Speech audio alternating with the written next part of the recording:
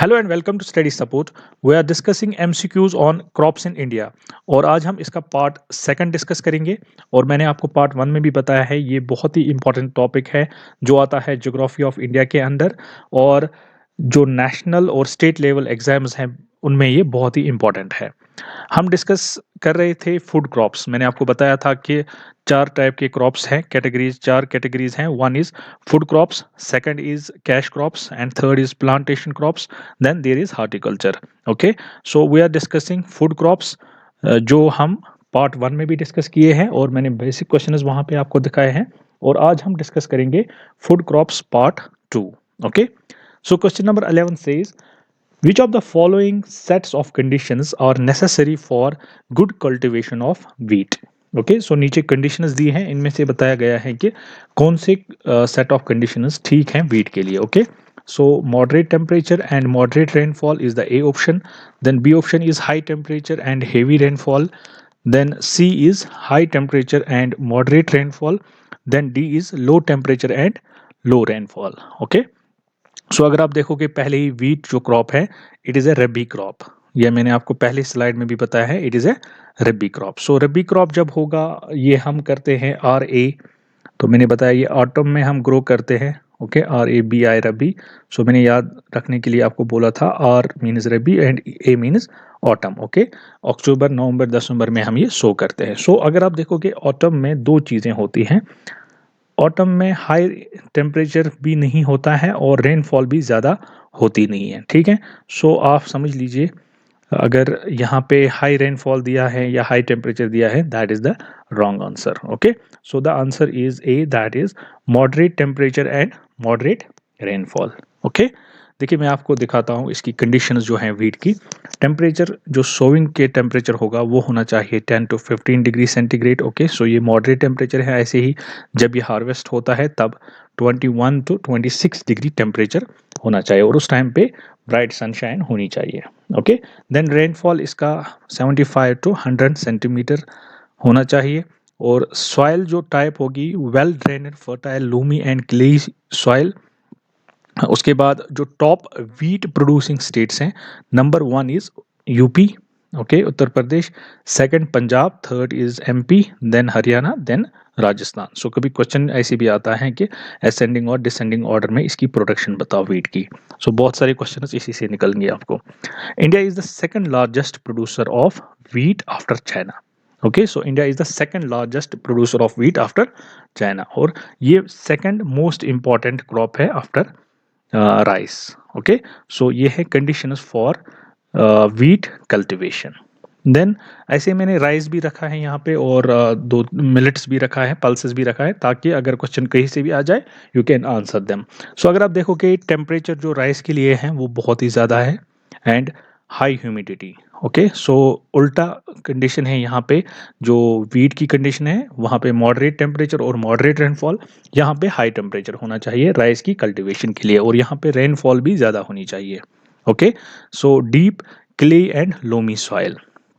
उसके बाद जो टॉप प्रोड्यूसिंग स्टेट्स हैं, first is West Bengal, okay, then Punjab, then Haryana, sorry, then Uttar Pradesh, then Andhra Pradesh, then Bihar. Okay, ये आप स्टूडेंट्स याद भी रख सकते हो। और ये staple food of majority of Indian people.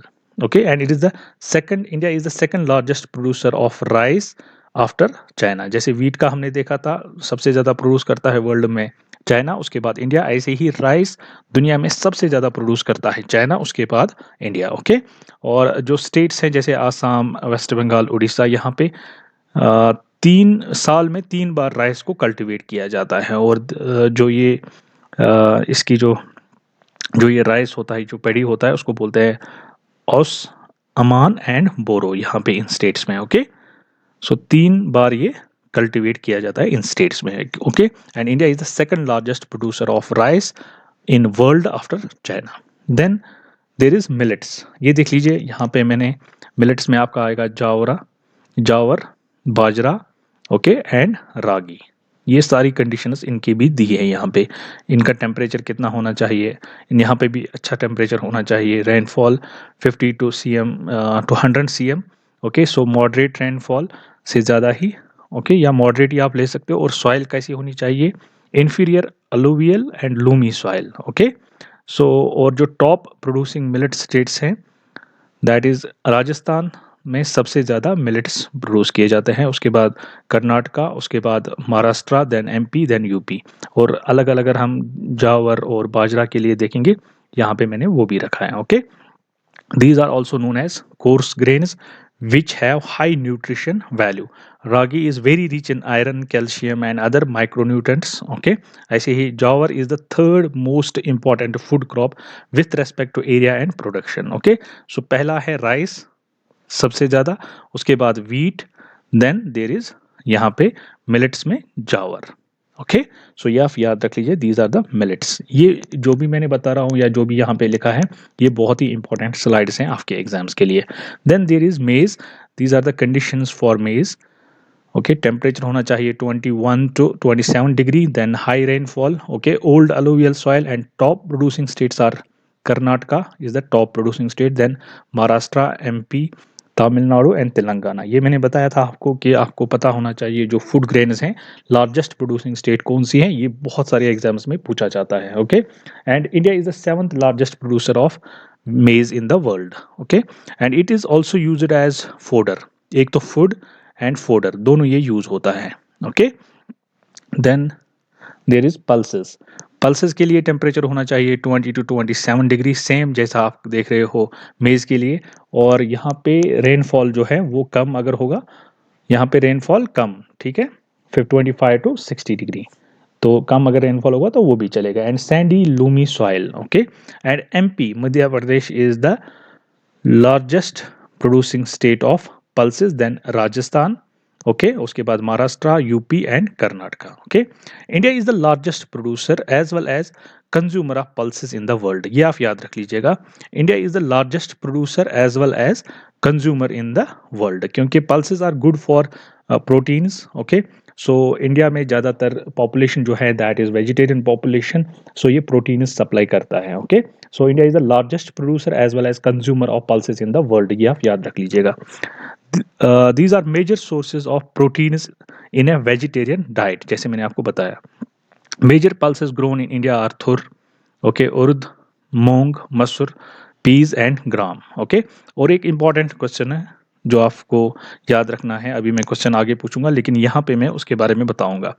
C being leguminous crops, all these crops except arhur help in restoring soil fertility by fixing nitrogen from the air. Okay, therefore these are mostly grown in rotation with other crops. Okay, so ये leguminous crops हैं, pulses जो होते हैं ये leguminous crops हैं, and ये fix करते हैं जो एटमॉस्फेयर में जो एयर है हमारा, उसमें जो एयर नाइट्रोजन है वो फिक्स करते हैं। Okay, so these are called nitrogen fixing crops.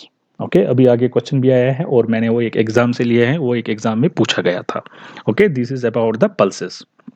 Then question number 12, the ideal climatic condition for cultivation of rice are. So मैंने सेम इसको कंटिन्यू किया है ताकि आपका यहाँ पे प्रैक्टिस भी हो जाए। सो क्या है climatic conditions for cultivation of rice? It is rainfall above 100 centimetre and temperature above 25 degree. Okay, cool तो चलेगा नहीं राइस में, सो ये ऑप्शन गलत है। रेनफॉल बिलो, कम भी नहीं होना चाहिए rainfall. Then warm and dry, dry conditions तो चलेंगी ही नहीं है। So the answer is A, that is rainfall above 100 centimeter and temperature above 25 degree centigrade is correct.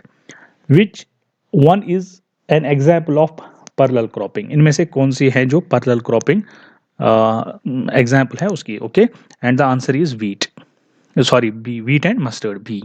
Okay, so parallel cropping क्या है? ऐसे पैरेलल क्रॉपिंग होती है जैसे वीट यहाँ पे इस रो में ग्रो करेंगे और यहाँ पे दूसरे रो में ग्रो करेंगे mustard. Okay, so this is called parallel cropping, यानी दोनों क्रॉप्स को एक को एक लाइन में और दूसरे क्रॉप को उसी के साइड में दूसरे लाइन में ग्रो करेंगे। Okay, that is called parallel cropping. Which of the following crops occupies largest area in India? So कौन सा क्रॉप ऐसा है जो सबसे ज्यादा इंडिया में जो एरिया है वो कवर करता है? And it is the rice. Okay, देखिए दूसरा क्वेश्चन भी बिल्कुल ऐसा ही है। Which of the following is the right decreasing order of the production of given food grain in India? So पहला तो राइस ही है, ओके, ये तो हमें पता है rice, so this option is correct. Then there is wheat, okay, then there is pulses, then there is coarse grains। मेरे ख्याल से ये इसके ऑप्शंस गलत है। सबसे ज़्यादा है rice, okay, this is rice, ये यहाँ पे गलत है। Okay, first is rice, second is wheat, यहाँ पे मुझे ये गलत हुआ है लिखने के वक्त। Then wheat, okay, first is rice, then wheat, then coarse grains, okay, then pulses. Coarse grains यानी मिलेट्स, ये हमने देखा भी था। Okay, so the answer is rice सबसे ज्यादा ग्रो किया जाता है, उसके बाद व्हीट, उसके बाद कोर्स ग्रेन्स, उसके बाद pulses. Okay, then question number 16, the eastern coast of India produces more rice than western coast. Okay, ये असर्शन है। Then the reason, the eastern coast receives more rainfall than the western coast. जो eastern coast है ये ज़्यादा rice produce करता है than western coast, ये assertion है, और इसका रीज़न दिया जाता है ईस्टर्न कोस्ट पे ज़्यादा रेनफॉल होती है देन द वेस्टर्न। अब कोड्स आपको देखने हैं कौन सा सही है और क्या रीज़न, इसकी जो रीज़न दिया है ये करेक्ट एक्सप्लेनेशन है कि नहीं।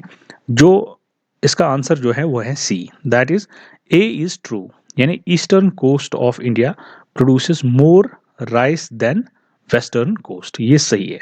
ठीक है, अब इसका जो रीजन है that is eastern coast receives more rainfall, क्योंकि राइस के लिए ज़्यादा रेनफॉल चाहिए देन द वेस्टर्न कोस्ट, ये गलत है। पहली बात, जो वेस्टर्न कोस्ट है यहाँ पे रेनफॉल ज़्यादा होता है। ओके, अब रीजंस क्या है यहाँ के लिए जो ईस्टर्न कोस्ट पे ज़्यादा, ये ईस्टर्न कोस्ट जो इंडिया का है ये डेल्टाइक रीजन है। ओके, यहाँ पे जैसे हमने देखा था पिछले क्वेश्चन में, राइस बाउल ऑफ इंडिया जो है that is the Krishna Godavari जो रीजन है, या आंध्र प्रदेश जो है उसको बोलते हैं राइस बाउल ऑफ इंडिया, जो डेल्टा एक रीजन है वहाँ से। ईस्टर्न कोस्ट पे बहुत सारे डेल्टाज हैं, आपको सबसे ज़्यादा जो जहाँ पे जिसको राइस बाउल ऑफ इंडिया बोलते हैं वो है that is Ganga, sorry that is Krishna Godavari delta region. Okay, और अगर हम वेस्टर्न कोस्ट देखेंगे, यहाँ पे वेस्टर्न घाट्स हैं। ओके, ये माउंटेनियस रीजन है, यहाँ की सॉइल भी उतनी सही नहीं है। वेस्टर्न कोस्ट के साथ ही आपको मिलेंगे वेस्टर्न घाट्स, और हालांकि रेनफॉल ज़्यादा वेस्टर्न कोस्ट में ही होती है, but this assertion is correct and reason इसका सही नहीं है ये। Okay, so question number 17 is which of the following crops are grown mainly in the irrigated areas during zaid. So कौन सा क्रॉप जो ग्रो किया जाता है irrigated areas during zaid. Okay, zaid is a cropping season between Kharif and Rabi. Okay, and the answer is B, that is moong and उर्द। Okay, ये एक exam में क्वेश्चन आया था पीएससी में, तो ये मैंने वहीं से लिया है। Then question number 18, in which of the following states the productivity of rice is highest. So सबसे ज़्यादा राइस कौन सी स्टेट प्रोड्यूस करती है, that is West Bengal. Okay, लेकिन जो प्रोडक्टिविटी ऑफ राइस है वो किस स्टेट में सबसे ज़्यादा है, दैट इज पंजाब। एंड ये क्वेश्चन भी एक पीएससी एग्जाम में आया है। Okay, sorry. Then question number 19, the type of crop which is able to fix nitrogen from air is. Okay, so कौन सा क्रॉप ऐसा है जो नाइट्रोजन फिक्स करता है फ्रॉम एयर। ओके, ये मैंने आपको बताया था, अब आप इसको आराम से आंसर कर सकते हैं, that are the pulses, that is leguminous crops. Okay, जो पल्सेस हैं। देन क्वेश्चन नंबर 20, एक बहुत ही इंपॉर्टेंट क्वेश्चन है, चाक हो, अब पता नहीं मैं इसकी प्रोनाउंसिएशन सही करूंगा कि गलत। Chakhao which has got geographical indication tag is grown in which state. Okay, Chakhao is a rice, okay, it is a black rice, और ये किस स्टेट में प्रोड्यूस किया जाता है, it is in the Manipur. Okay, इसको एक इंपॉर्टेंट पॉइंट है, इसको एक जोग्राफिकल इंडिकेशन टैग मिला है। मैं आपको समझाता हूँ अभी। जो चाको है, Chakhao amubi is one type of sticky black rice, ये आप जो यहाँ पे देख रहे हैं, and is indigenous to Manipur, और इसको रिसेंटली मिला है जोग्राफिकल इंडिकेशन टैग। और Chakhao means delicious, amubi means black, in Manipur it is generally served in special occasions and festival events. Okay, अब चाको जैसे यहाँ पे ये मणिपुर का है, ब्लैक राइस है, सो इसको जोग्राफिकल इंडिकेशन टैग मिला है, ये और ऐसे ही कश्मीर में जैसे सैफरॉन को ज्योग्राफिकल इंडिकेशन टैग मिला है। अब ये ज्योग्राफिकल इंडिकेशन टैग क्या है? ये दिया जाता है प्रोडक्ट्स को जिनका एक स्पेसिफिक ओरिजिन होता है, ओके।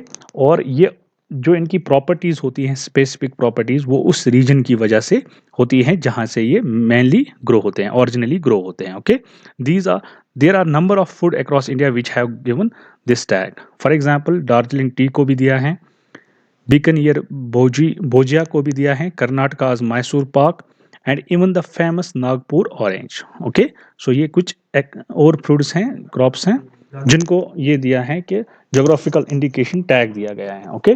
सो आप देख लीजिए, एक तो मणिपुर में चाको राइस, ओके, चाको एमूबी और Kashmiri saffron, then Darjeeling tea, Bikaner bhujia, Karnataka Mysore pak and even the Nagpur orange, इन सब को मिला है geographical indication tag, okay. So with this हमारा जो पार्ट 2 है वो भी कंप्लीट हुआ। इसके साथ जितने भी क्वेश्चंस थे फूड ग्रेन्स पे, इंपॉर्टेंट क्वेश्चंस थे फूड क्रॉप्स पे, वो हमने कंप्लीट किए हैं, ओके। सो इसके बाद हम जाएंगे पार्ट 3 में, हम डिस्कस करेंगे the crash crops of India, okay, जिसमें आपका स्पाइसेस आएगा, टबैको आएगा, कॉटन आएगा, ऑयल सीड्स आएगा, ये सारे हम डिस्कस करेंगे पार्ट 3 में, okay. So thanks for watching, do like, do share and subscribe to my channel.